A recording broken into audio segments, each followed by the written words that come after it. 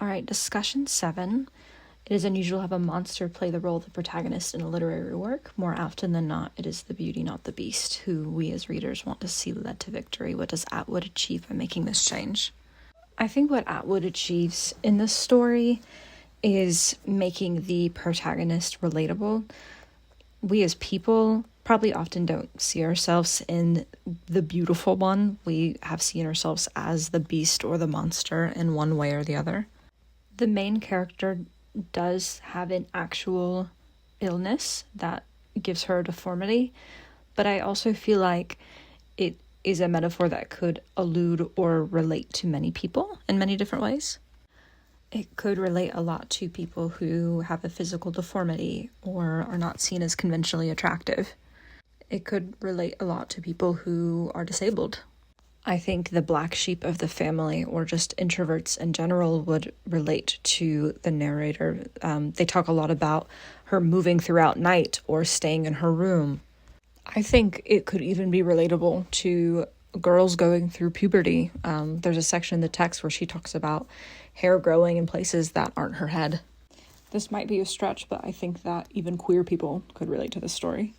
But above all, I think people that would relate to the narrator are going to be people who have dysfunctional or uncaring families. When her family is talking about her disease, there is little concern for her as the narrator. They are more concerned for themselves and how they are going to be perceived. So they talk about the reputation. The sister talks about getting married. They talk about getting cursed or why they're getting cursed. Her mother even says, "Why did God do this to us?" Not her, to us. Her family goes as far as faking her own death.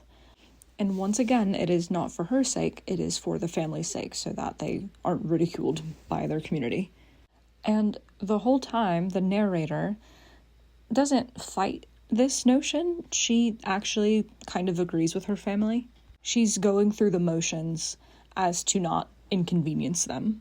But what's interesting is that, to my understanding, her illness isn't contagious and she's not going to die anytime soon from it.